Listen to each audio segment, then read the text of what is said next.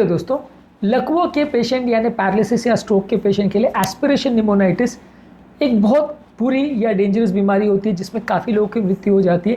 इस बीमारी में बेसिकली जो आपकी श्वास की नली है उसमें आपका सलाइवा या मुंह के कोई सिक्रीशंस या खाद्य पदार्थ चले जाते हैं, जिसकी वजह से लंग्स में निमोनिया या इन्फेक्शन हो जाता है और व्यक्ति की जान जाती है। ये इन्फेक्शन को मैनेज कैसे किया जाए, इसको ट्रीट कैसे किया जाए, आज इस पर बात करेंगे। आज का टॉपिक है एस्पिरेशन निमोनाइटिस लकवे के पेशेंट में कैसे मैनेज किया जाएगा। टॉपिक बहुत ही वाइटल है, बहुत इंपॉर्टेंट है, इसलिए रिक्वेस्ट करूंगा कि इसे एंड तक देखें। टॉपिक पर जाने से पहले जो लोग हमारे चैनल नए हैं उन्हें रिक्वेस्ट करूंगा कि चैनल को सब्सक्राइब करें, वीडियोस को लाइक करें, शेयर करें, फॉलो करें, कमेंट करें, पूरा देखें। चलिए शुरू करते हैं ये इंपॉर्टेंट वीडियो।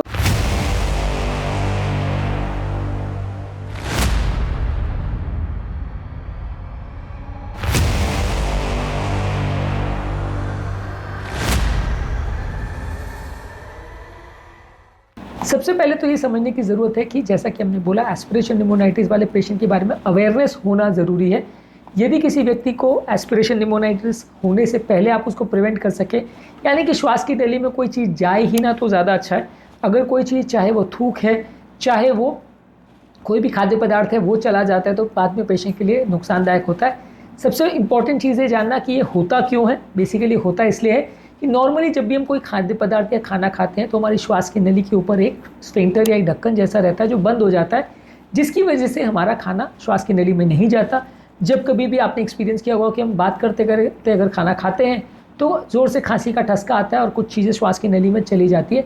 तो ये होने का कारण इसलिए है कि जब हम बात करते करते खाते हैं तो जैसे ही वो स्फिंक्टर खुलता है, खाना उसके अंदर चला जाता है और व्यक्ति को खांसी आती है। खाने को निकालने के लिए, बाहर निकालने के लिए खांसी का ठसका आता है।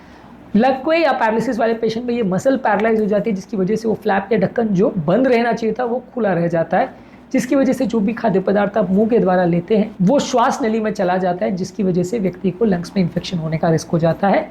ये नॉलेज और ये अवेयरनेस होना बहुत ज़रूरी है और ये ज़्यादातर लकवे के पेशेंट में पहले 1-2 महीने ज़्यादा रहता है। ज़्यादातर हर लकवा जो कि फेस की मसल्स को इन्वॉल्व करता है वो गले की मसल्स को भी पैरालाइज कर देता है, जिसकी वजह से वो स्फिंक्टर का बंद होना या वो ढक्कन का बंद होना कॉम्प्रोमाइज़ हो जाता है और जिसकी वजह से ज़्यादातर ये एस्पिरेशन निमोनाइटिस होता है। इस तरह के पेशेंट में सबसे पहले तो ज़रूरी है कि रिकॉग्नाइज़ करना कि पेशेंट को सिम्टम है या नहीं, प्रॉब्लम है या नहीं। ज़्यादातर इस तरह के पेशेंट को खांसी होगी, घबराहट होगा या बुखार वगैरह आएगा, उनका सैचुरेशन ड्रॉप होने लगेगा। आप एक्सरे करते हो तो उसमें धब्बा दिखाई देगा। ये सारी चीज़ों से डायग्नोज होता है कि व्यक्ति को एस्पिरेशन निमोनाइटिस हो गया है। इस तरह के पेशेंट्स को हमेशा एस्पिरेशन को बचाने के लिए या रोकने के लिए आपको ये कोशिश करनी चाहिए, जब कभी भी आप पेशेंट को लिटाते हो तो उनको कोशिश करिए कि 30 या 45 डिग्रीज के एंगल पर लिटाइए, ताकि ग्रेविटेशनल फोर्स की वजह से श्वास की नली में कोई चीज़ ना चली जाए। पेशेंट थोड़ा सा एंगल पर रहेगा तो कंपेरेटिवली श्वास की नली में चीज़ें कम जाएंगी। इसके अलावा सीधा या पीठ के बल सोने के बदले कोशिश करिए कि आप करवट पर सुलाएं पेशेंट को, या थोड़ा सा शरीर को बेड लेवल से थोड़ा सा उठा करके सुलाएं तो ज़्यादा अच्छा है, ताकि ग्रेविटेशनल फोर्स की वजह से कुछ खाद्य पदार्थ श्वास नली में ना जाएं। इसके अलावा श्वास की मसल्स की आप रेगुलर पेशेंट में एक्सरसाइज कराइए। श्वास की मसल्स यानी स्वॉलोइंग की या खाना गटकने की जो मसल्स होती हैं उनको प्रैक्टिस करवाते हैं। ये प्रैक्टिस करवाने के लिए प्रॉपर जो स्ट्रोक स्पेशलिस्ट होते हैं जो आपको इस बारे में केयर देते हैं, उनसे थोड़ा सा ट्रेनिंग ले सकते हैं। ये आपको अलग अलग तरह से खाने को निगलने के लिए ट्रेनिंग करते हैं, बोलने के लिए ट्रेनिंग करते हैं। ये सारी मसल्स जो है जो आपके बोलने को कंट्रोल करती है, खाने को कंट्रोल करती है, यही सारी मसल्स लकवे में अक्सर पैरालाइज हो जाती है, जिसकी वजह से एस्पिरेशन होता है। तो ये मसल्स की आपको ट्रेनिंग करनी है। जितना अग्रेसिवली आप ट्रेन करोगे उतना जल्दी मसल्स में ताकत आएगी और उतना जल्दी एस्पिरेशन का रिस्क कम हो जाएगा। जब तक मसल्स ट्रेन नहीं हो पाती हैं तब तक आप कोशिश करते हो कि पेशेंट को मुंह द्वारा कुछ नहीं खिलाएं। एक नेजोगैस्ट्रिक ट्यूब में नाक के थ्रू एक ट्यूब डाल देते हैं पेट में, जिसके द्वारा आप डायरेक्टली पेशेंट को खाना खिला सकते हो।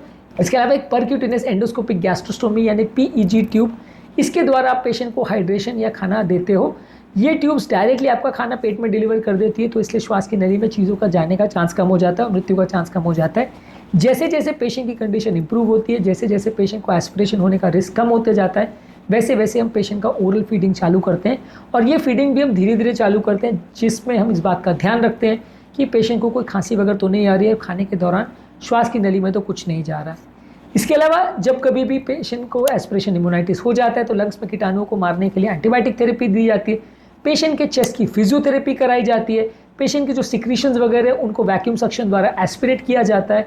इसके अलावा अगर ऑक्सीजन वगैरह की कमी है तो वो दिया जाता है, रेस्पिरेटरी सपोर्ट की ज़रूरत है तो वो दिया जाता है। कभी कभार बहुत सीरियस अगर निमोनिया हो जाता है और फैल जाता है तो वेंटिलेशन की ज़रूरत भी पड़ती है, तो वो सब मैनेज किया जाता है। यानी पेशेंट को प्रॉपर रेस्पिरेटरी केयर या निमोनिया का जैसे ट्रीटमेंट दिया जाता है वो मैनेज करना पड़ेगा। एंटीबायोटिक्स किस हिसाब से चूज़ की जाती है? ज़्यादातर एस्पिरेशन जो कीटाणु की वजह से हुआ है उसको टारगेट किया जाता है।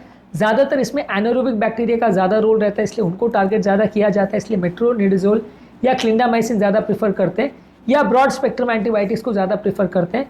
आप ऐसे केसेस में ब्रोंकोस्कोपी द्वारा वहाँ का एक स्वैब ले सकते हैं या ब्रोंकोस्कोपी द्वारा कुछ एस्पिरेशन सक्शन कर सकते हैं, वो पार्टिकल्स को आप कल्चर कर सकते हैं, तो उससे आपको थोड़ा एक्यूरेट पता चल जाएगा कि कौन से बैक्टीरिया की वजह से निमोनिया हुआ है और उसके लिए टारगेटेड आप थेरेपी दे सकते हैं।